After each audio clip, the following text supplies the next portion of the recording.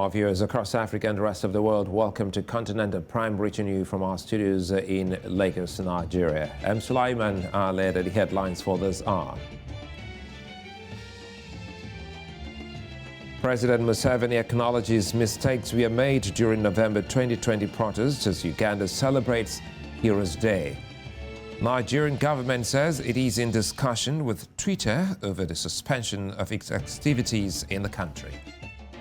Kenyan President makes unusual job offer to manufacturers of illegal arms in the country. Details shortly.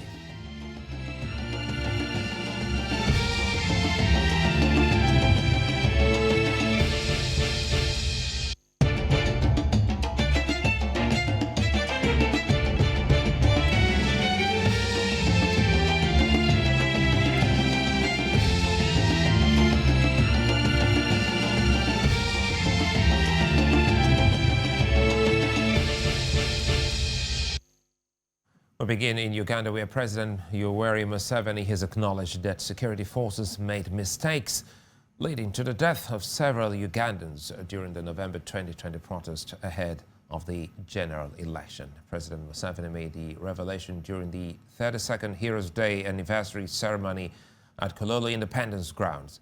He, however, assured Ugandans that there is no way his government can tolerate and condone impunity and wrongdoing. At least 50 people were gunned down during the spontaneous protest in Kampala and the neighboring Wakiso district. The protest was triggered by the arrest of Robert Kyagulanyi, the presidential candidate of the National Unity Platform in Luka district on November 18, 2020. Unlike previous Heroes Day celebrations, there was no decoration of heroes owing to the COVID-19 pandemic. Now, joining me for more on this year's scientific celebration of Heroes Day is Ugandan journalist Bernard Yiga. Good to have you, Bernard. What has been the general atmosphere around the country during this year's celebration of Heroes Day? Thank you so much, Sula, and I'm glad to hear from you and the News Central News team. Yes, Uganda, of course, we are in the second wave of the COVID-19 pandemic. And of course, most of the national functions in Uganda are either celebrated within State House with a limited number of people, or of recent, they are being celebrated at Kololo Independence Grounds, where a few people are invited to join His Excellency in marking some of these days. Due to COVID-19, it is always a cool environment in Uganda. It is not as pomp as it used to be in the past. So even today, the Heroes Day celebrations were held, so to say, scientifically, with a very few, about 50 guests. These include the elected member, some few selected members of parliament, and of course, some members from the cabinet, and others. So it is always very few people attending these days' functions due to COVID-19. Well, Bernard, now the president has acknowledged that mistakes were made. Is there anything being done to right the wrongs, preceding that election? Yes, of course, Sula, and those watching us on News Central News. In Uganda, of course, after the elections, many have been calling upon government to come up and release the political prisoners. Those they say they were arrested without any charges, they were arrested wrongly, and so the message across Uganda, especially after elections, is to release those political prisoners. Of course, some of them have been released, some are being released, but of course, many are still incarcerated in some prisons across the country, especially those that were arrested in connection with Robert Kyagulanyi's campaign on campaign trail. So many of them are still in prisons in Chitalia and other prisons in Kampala, but many calls are being made by religious leaders peace lovers in the country, and many who say these people don't have any charges, please release them. And as government, I think I've seen many of them are being released, but some are still in prison.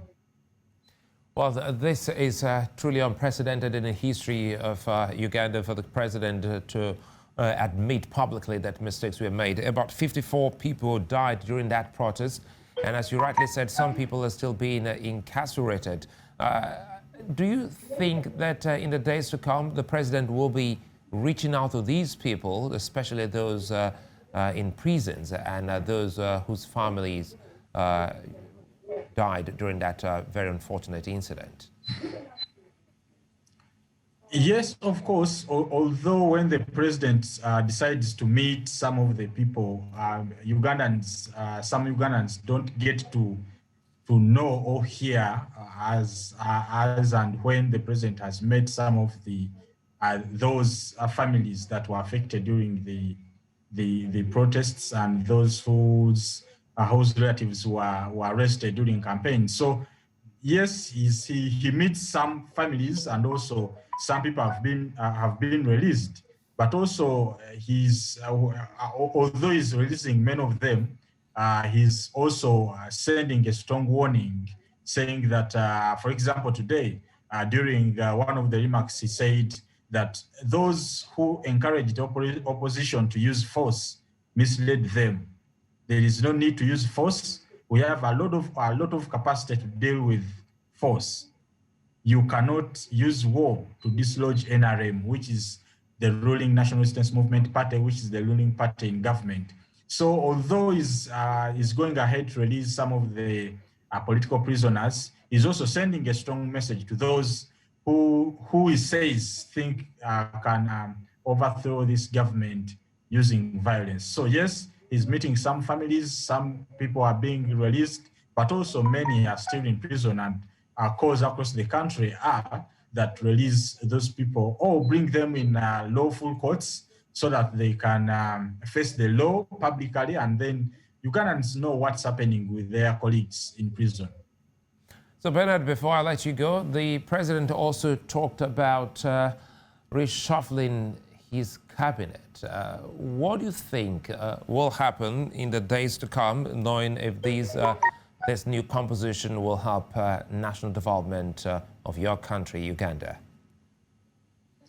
Yes, of course, you know, every after 5 years, Uganda conducts elections, and this year, elections were held in January, and since then, the president had not released the cabinet. He hadn't released the ministers he's going to work with in cabinet. And so it's many Ugandans had started speculating on who is coming. Many fake cabinet lists had started circulating on social media. So yesterday at around 10 p.m., he released the final release that cabinet. And in that cabinet, over 20 ministers, about 20 ministers, former ministers were dropped. And of course, the young blood, many of them are new from, some from opposition political parties, but some from the ruling National Resistance Movement. Of course, many are from the ruling National Resistance Movement, were put in that cabinet. And so, yes, the cabinet is now out.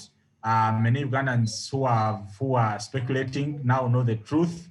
Of course, the cabinet comprises of about 40% are women. If you look at the vice president, Uganda has had the first female vice president ever since the independence in 1962. And of course, also the prime minister, Honorable Robina Nabanja, is also a lady. So this is a milestone, not only to Ugandans, but also to the East African community, because women are being seen as some gender that can take over serious leadership positions in the East African countries. And so the cabinet is promising. It is full of young people. Many Ugandans have a lot of hope in the new cabinet.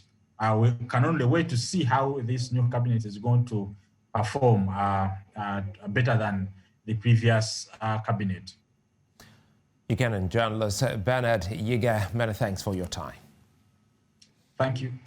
My neighbor in Kenya, President Uhuru Kenyatta, has promised to provide jobs for illegal gun makers on the condition that they stop their illicit trade. President Kenyatta made the unusual offer on Wednesday at an exercise where illegal small arms and light weapons were collected and set alight. Now, the president said the presence of homemade firearms in the stock was both negative and positive. He also extended the amnesty to persons harboring illegal weapons to surrender them to authorities, while calling on members of the public to share information on illegal firearms that are in their midst. The United Nations says that it has received worrying information that the Ethiopian government intends to relocate internally displaced people to their areas of origin. UN spokesperson Stefan Dujarric announced on Wednesday while giving an update on the situation in Ethiopia's Tigray region. Mr. Dujarric said incidents of denial of humanitarian movement, interrogation, assault and detention of humanitarian workers at military checkpoints continue to be reported. He also said levels of food insecurity and malnutrition are at an alarming levels. The spokesperson said the UN continues to call for more funding for its operations. Our humanitarian colleagues warn that partners receive worrying information that the government has instructed to proceed with relocating internally displaced people in their areas of origin. Despite these challenges, humanitarian partners are continuing to scale up the response as quickly as possible. More than 560,000 people were reached with food assistance just last week, bringing the number of people reached since late March to more than 3.3 million. And with the target having been 5.2 million. So we still need to reach a lot of people. We continue to call for safe, unimpeded, and sustained access to scale up the humanitarian response and to help all people in need. More funding is urgently needed for our operations. Well, the chief prosecutor of the International Criminal Court, Fatou Bensouda, has said developments in Sudan showed that the arm of justice is long and patient after making the ICC's first visit to the country's Darfur region in 15 years. Now, at the UN Security Council, Bensouda said the visit rekindled the hope of Resolution 1593, which she urged must not be allowed to extinguish through inaction or half-hearted, ineffective action. She stressed that people in Darfur continue to yearn for peace, security, food, water, health, and education. The ICC chief prosecutor noted that addressing these issues will require the restoration of trust between government authorities and the people of Darfur. This first ever visit to ICC to Darfur in more than 15 years since this council referred the Darfur situation to my office has rekindled the hope of Resolution 1593. We cannot allow that rekindled light to be extinguished again through our inaction or half-hearted, ineffective action. Darfur victims continue to have hope in us. We must heed their clarion call for the surrender of those wanted by the ICC to face independent, impartial, and fair judicial process that respects all their rights, much as the alleged perpetrators themselves denied rights to the people of Darfur over the years. Justice and accountability in Sudan, including Darfur, cannot be achieved without maintaining security and stability for vulnerable communities. The violence against IDPs, and in particular, women, girls, and children, must stop. I call on the members of the Council and other regional partners to continue to do everything within their power to help Sudan break this troubling cycle of violence. Well, in the meantime, a senior member of the Democratic Forces of the Liberation of Rwanda has been arrested in a church while attending his child's baptism. Spokesperson for the group, Kyo Ngoma, said Colonel Augustine Nchimiyimana was captured in DR Congo's North Kivu region. Now, Nchimiyimana was the group's deputy head of intelligence between 2011 and 2019. The FDLR spokesman said the operation to capture the colonel was carried out by Rwandan forces in disguise in cooperation with DR Congo's army. Rwandan authorities have denied the presence of Rwandan troops on Congolese soil. Now, aid groups and officials say 10 civilians were killed and a hospital burned down in the troubled Eastern Democratic Republic of Congo during fighting between government forces and an armed group. The Kivu Security Tracker Monitor said in a tweet that it had updated its death toll from the Monday attack on Boga village in Ituri province to 10 after the discovery of 5 additional bodies. Now, the group added that the hospital was set on fire and a tomb was desecrated in a cathedral. It added that 2 of the attackers were killed in fighting with Congolese armed forces and UN peacekeepers. The army said the ADF, which has been blamed for massacring hundreds of people this year, set the hospital ablaze while retreating from government troops.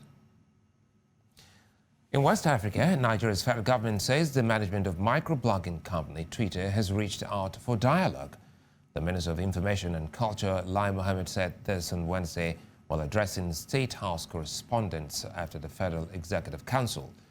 The minister said the ban has so far been very effective, following reports of Twitter's huge financial losses running into billions. He said the federal government has also resolved to ensure other social media platforms are registered in the country.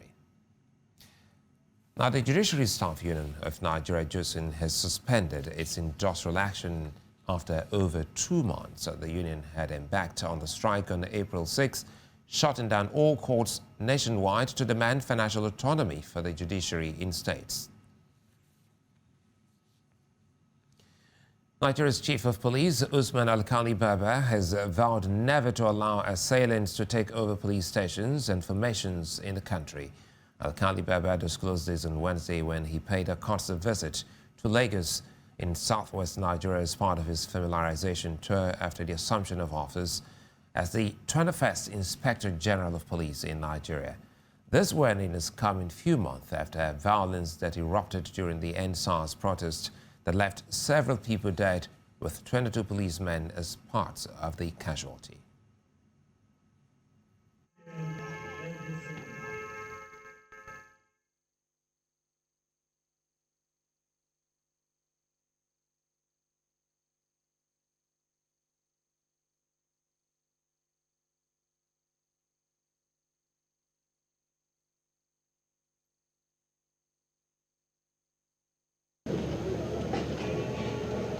One area that we need to improve on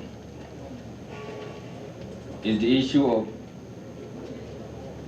crowd control, riots, so that you go back to the agreed or accepted norms of discharging these duties and responsibilities.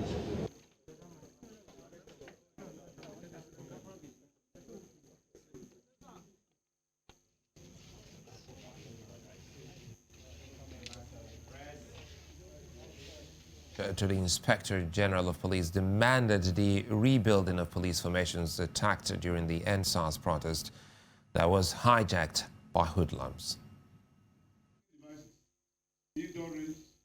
Personal defense skills, pepper sprays, scissors, shotguns, etc.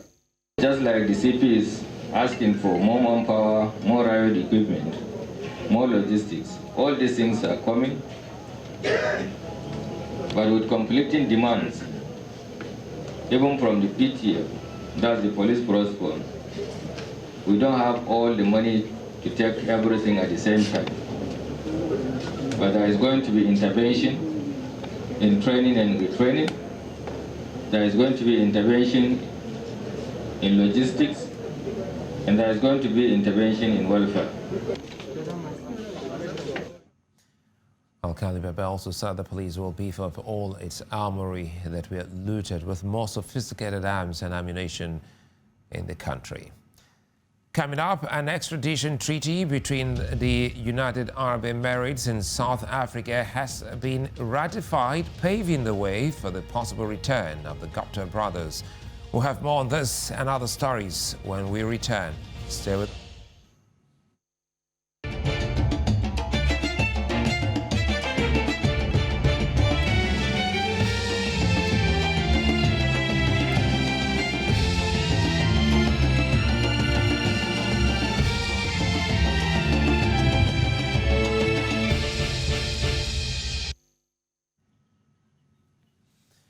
Well, if you just joined us, you're welcome. You're watching Continental Prime here on News Central Television, reaching you from Lagos, Nigeria. Now to North Africa, where the Moroccan parliament has passed a law legalizing the production of cannabis for medicinal and industrial users. Now, the aim is to tap into a growing global market, boost agriculture, and create jobs in underdeveloped rural areas. Morocco is one of the world's biggest producers of cannabis for illicit recreation users. Now, this will remain illegal under the new legislation. Now, the United Arab Emirates has ratified a 2018 extradition treaty with South Africa in the move that President Cyril Ramaphosa's government hopes will lead to the return of the Gupta brothers to face corruption charges. The UAE embassy in South Africa said in a statement on Wednesday that the treaty was ratified in April. The statement comes as South Africa's National Prosecution Authority last week asked Interpol to put the Gupta brothers on their red list. Now, the Gupta brothers, who have repeatedly denied wrongdoing, are believed to be in Dubai, where they own property and businesses. Now, still in South Africa, this good news will gladden your heart. The government says it is investigating reports that a 37-year-old woman gave birth to 10 babies on Monday. Now, media outlets across the world had reported that Gosiem Tamara Sithole gave birth to 7 sons and 3 daughters via cesarean section at a hospital in Pretoria. Now, Sithole's husband, Teboho Sosesi, was quoted as saying his wife had previously given birth to twins, now aged 6. However, a spokesman for the South African government, Pumla Williams, said there is no concrete evidence indicating Sithole gave birth to 10 babies all at once. Staying in Southern Africa, Zimbabwean journalist Sisi Dangaremba has been awarded the Pen Pinter Prize for her ability to capture and communicate vital truth amidst times of upheaval in the country. Now, the prize is given by free speech campaigners English Pen in memory of the Nobel laureate Harold Pinter. Now, it goes to a writer of outstanding literary merit. Previous winners included Chimamanda Ngozi Adichie, Margaret Atwood, and Linton Kwesi Johnson. Dangaremba is the author of Nervous Conditions, which she wrote when she was just 25. The novel was described by Doris Lessing as one of the most important novels of the 20th century.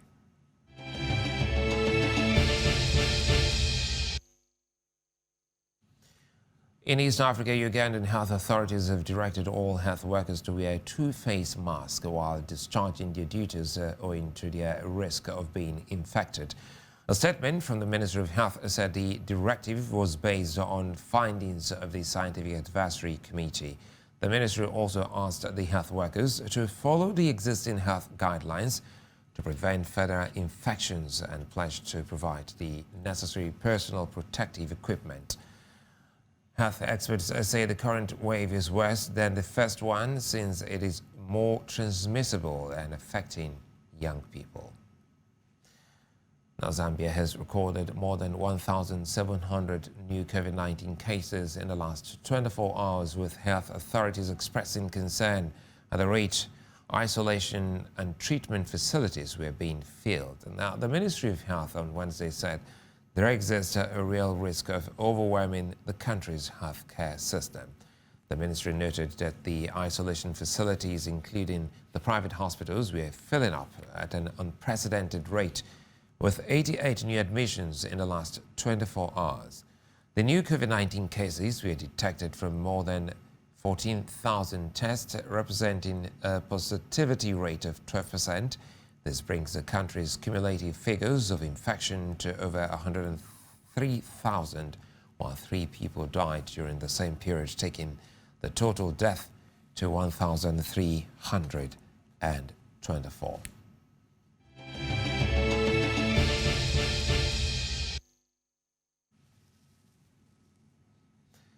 Now, looking at other stories here, there are although at least 10 mine clearers working for Halo Trust in Afghanistan's northern province of Baglan have been shot dead and more than a dozen wounded. Now, the workers were killed when masked gunmen burst into their compound on Tuesday after they had spent a day removing mines from a nearby field.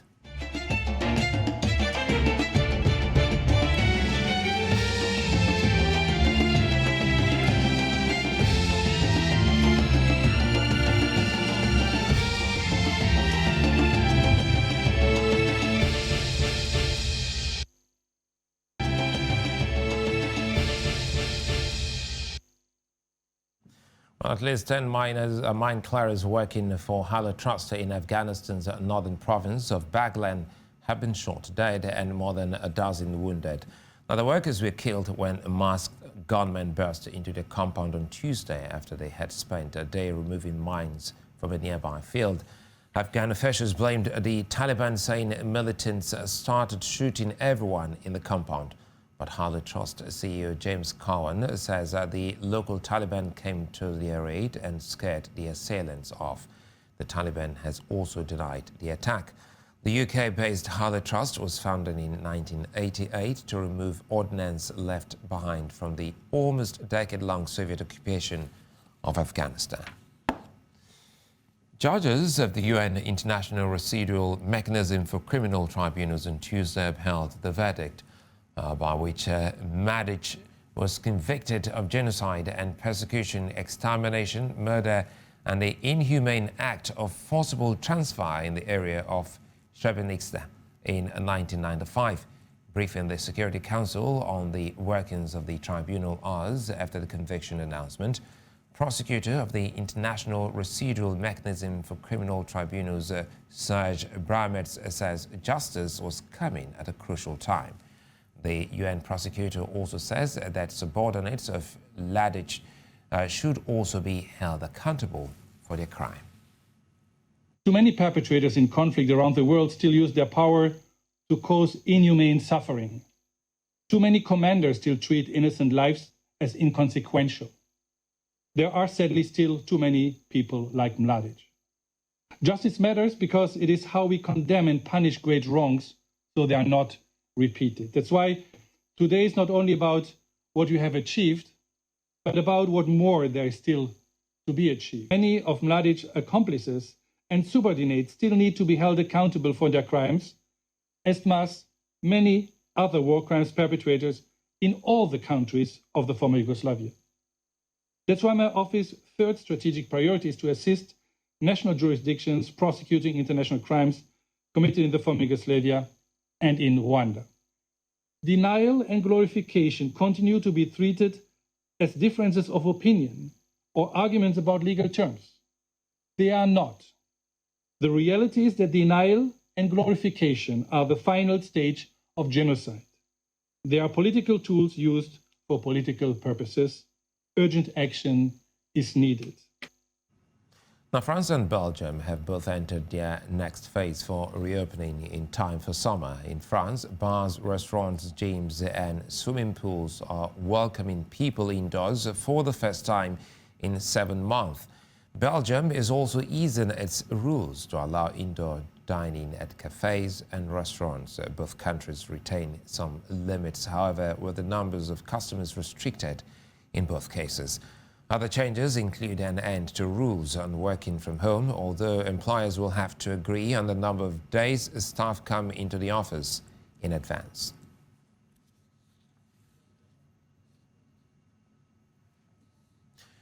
In business, Ghana's consumer price inflation slowed to 7.5% year-on-year in May from 8.5% in the previous month. The latest figures from Ghana's Statistics Service on Wednesday said the drop was due to an ongoing decline in food inflation. The drop puts the rate within the Bank of Ghana's targeted band of 8% plus or minus 2 percentage points for the second month in a row. As in May, a decline in food inflation played the greatest role in reducing the overall inflation rate. For the rest of the business news, let's go to Tululope.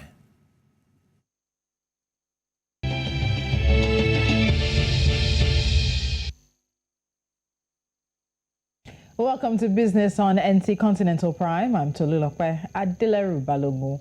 Ethiopia's Prime Minister Abiy Ahmed and Kenya's President Uhuru Kenyatta have signed a deal that will open up Ethiopia's telecom sector and potentially create 1.5 million new jobs. The deal is also expected to bring in $8.5 million in investment to Ethiopia's economy. The historic telecom licensing agreement will grant a consortium of firms, including Kenya's Safaricom, Vodafone, and Vodacom, access to Ethiopia's lucrative telecoms sector. The consortium won an $850 million bid to operate in the country. This also ends state-owned Ethio Telco's monopoly. Now, the consortium will officially start its operations in the country next year and is expected to expend over 864 billion Kenyan shillings in 10 years, making it the largest FDI in Ethiopia's history.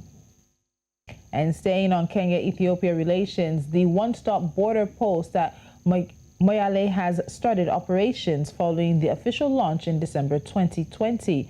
The border post seeks to improve cross-border trade, free movement of people, and enhance trade on the Trans-African Highway to accelerate socioeconomic transformation for both countries. The Moyale one-stop border post is complemented by the development of a bitumen standard 438-kilometer road from Merel River to Moyale in Kenya and a 300-kilometer road in Ethiopia. The project has received support from the Africa Development Bank, the European Union, and the government of Ethiopia and Kenya. The one-stop border post is the first of its kind in Ethiopia and the fifth for Kenya.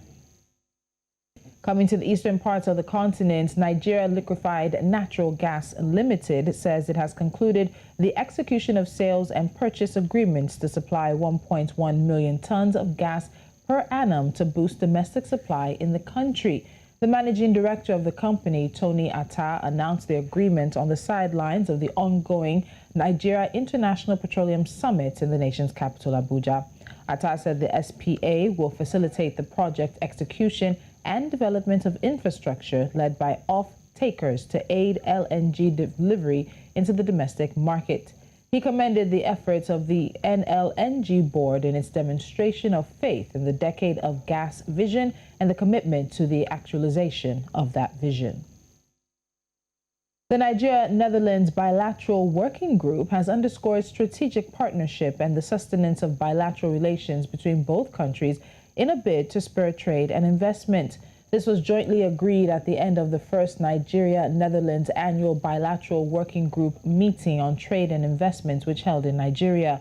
The co-chair of the group, Samson Itegboje, said that the group emphasized collaborative seed and dairy development programs, the National Livestock Transformation Program, and exploration of technical support in cattle ranching, as well as grazing reserves rehabilitation. Other areas of mutual interest discussed include renewable energy and recycling. The working group hopes that the circular economy and solar energy will contribute to achieving climate mitigation and adaptation goals of the Paris Agreement. The International Monetary Fund has approved $650 million in aid to Senegal to support the country's COVID-19 recovery. This follows an earlier payment of $442 million in April 2020, also to mitigate the economic effects of the coronavirus pandemic. The pandemic hit the Senegalese economy hard and caused growth to contract to around 1.5% in 2020 from 5.3% in 2019. The IMF expects a modest recovery in 2021, with growth reaching 3.7% and projected to reach 5.5% in 2022. The $650 million in aid will be paid over 18 months with an immediate disbursement of $187 million.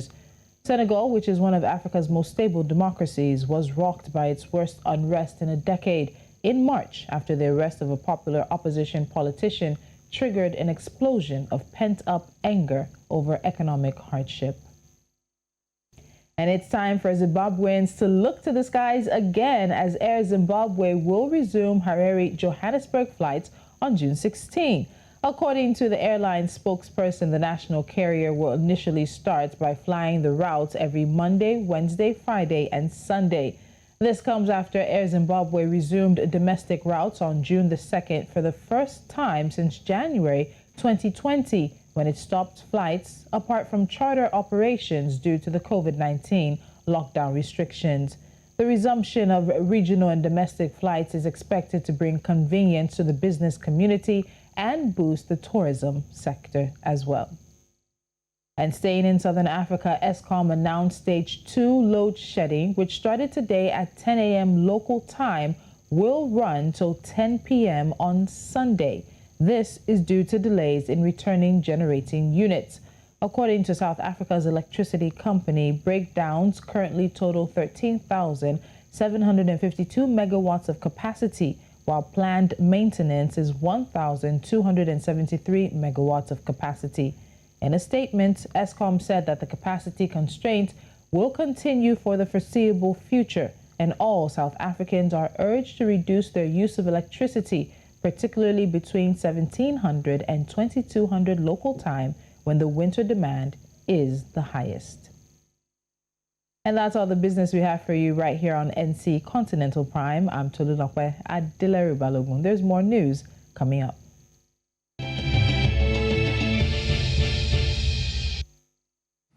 Well, many thanks to Tolulokwe. On NC Trends tonight, Sheung Bankole analyzes some of the trending stories online, including this very big one when just a simple hi leads to abroad and a beauty salon.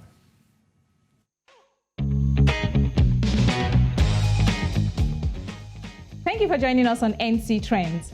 Social media was thrown into a convulsive frenzy yesterday when video of Nigerian singers Tiwa Savage and Seyi exchanging words at a Lagos salon went viral. The video showed Seyi trying to exchange pleasantries with Tiwa Savage, but African Bad Girl was not having any of it. Tiwa Savage in the same video remarks that Seyi has no right to say hi to her, considering that Seyi and Victoria Kimani in 2019 dissed Tiwa Savage in their covers of Kiss Daniel's hit song. Now, Seyi defending herself says the only reason she said hi was to try and say sorry so that Tiwa Savage should stop acting up. Let's see what Instagram has on both of them. Daddy Freeze put out this comment that reads, "This was a private conversation that had no business of facing here. Who recorded this and put it on social media? Those are the kind of people we need to be very wary of." At Tammy says, "Long overdue confrontation is the tush fighting for me though, fighting and still maintaining beauty and class." Moving to the final comment, Ogbolo says, "Cameraman or woman, you had one job for crying out loud. If you could start recording, at least give us standard and quality angles now. In fact, get out." And that's because the video had a little bit of glitch here and there. Anyway, that's all on that. We move straight to Southern Africa, where a world record has been broken by a South African woman who gave birth to 10 babies on Monday, making it the first known birth of decuplets. 37-year-old Tamara, who already has 6-year-old twins, thought she was going to have 8 babies, but she was surprised when 10 babies emerged after her cesarean section. Reacting to this report on social media, we have various comments. First, we take this one from @Sharozy, who says that, "How was she able to sleep at night though? Lord, you are awesome." Moving on to the next comment. @IamSarah502 said, "Oh my God, God is great. Respect women, we are strong beings.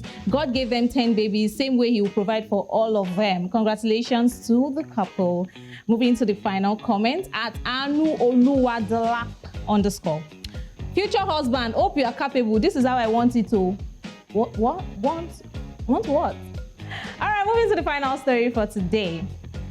A video circulating online shows the moment some PDP House of Rep members staged a walkout after the Speaker of the House of Representatives, Femi Gbajabiamila, ruled against a request to demand an overturn of Twitter ban.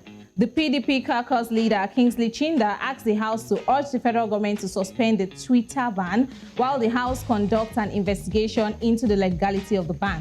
But he was ruled out of order by the Speaker. This did not sit well with some of the members of the opposition who walked out of plenary. Nigerians on social media have reacted in their numbers to this clip, and we'll now check out some comments. All right, so that's the video of the lawmakers walking out of the assembly after Gbajabiamila ruled out that they should not call for the suspension of Twitter ban.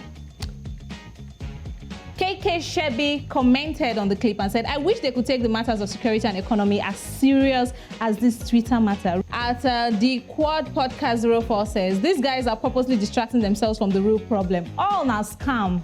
Angle. Last one of Ohafia says, I'm not surprised. He says, I'm surprised. For a minute, I thought we didn't have a National Assembly again. We actually still have a National Assembly. Okay, guys, follow News Central TV on Instagram and Facebook and subscribe to our YouTube channel for more trends. I'm Shion Bankole, back to Sulai with the rest of the news. Many thanks, Shion. Now in sports tonight, a young prodigy bows out of the Roland Garros after going so far as the quarterfinals. Onyinye Obara has the details of that story and lots more. Good to see you again, Onyinye. Good to see you too, Sulai. Nice to have you here. Remember that the Roland Garros is still going on and the defending champion is already out already. Interesting results coming from there. In the world of sports, American teenager Coco Gauff is out of the French Open after losing to Czech. Now, former England youth defender Ashley Plumptre has expressed her keen desire to play for Nigeria if the West African country came calling. The 23-year-old who plays for Leicester City in English Women's Super League, is eligible to play for Super Falcons because of her father's Nigerian heritage. Plumptre was voted Leicester City Women's Player of the Season and rewarded with a new 2-year deal. She has played 30 times in England at the youth level too. Plumptre, who has a British mother, believes a potential international career with Nigeria could pave way for other biracial footballers to follow. Nigerian winger Chidozie Ogbene has called on UEFA to take action after the Republic of Ireland's players were booed for taking a knee before their game in Hungary. The 24-year-old Rotherham winger became the first African-born player to play for the Republic of Ireland when he came on late on Tuesday's 0-0 friendly draw. Now, earlier, the 11 Republic players who started were booed by Hungary fans for the anti-racism gesture.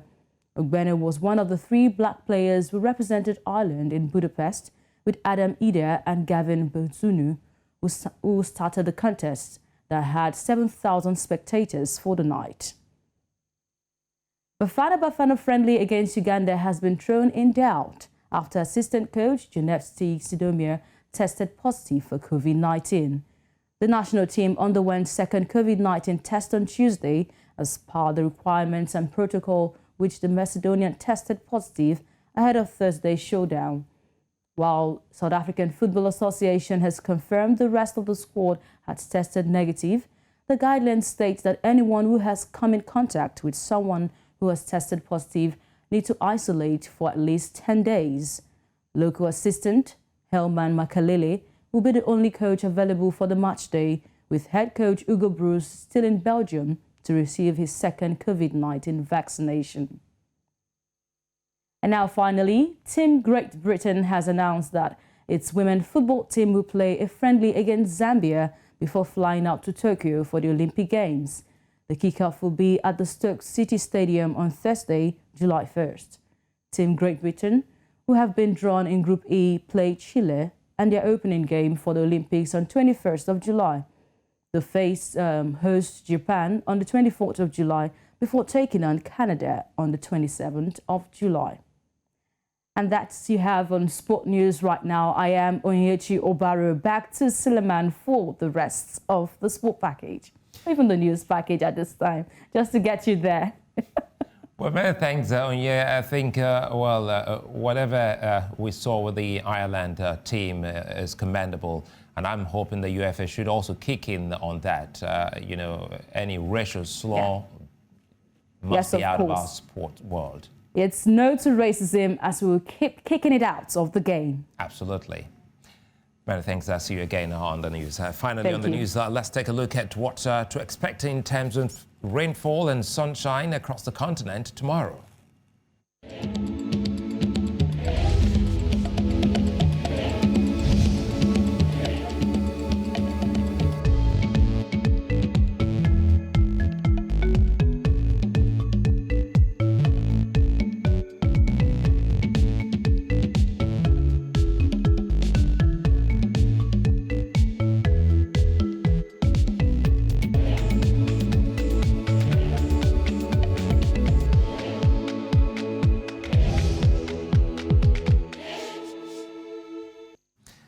That's all on the news at this hour, but before we go, let's take another look at some of the top stories.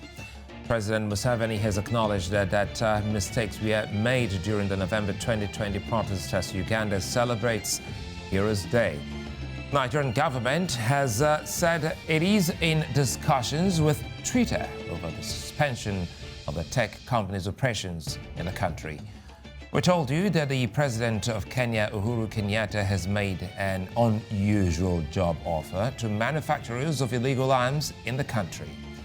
Now follow us on social media. We're at News Central TV. You can also download our mobile app on Google Play Store and iOS. You can also watch News Central live on StarTimes Channel 274, Avio TV Channel 23, and on YouTube live. And of course, we're also live on our website, newscentral.africa. Many thanks for watching. I'm Sulaiman Alede.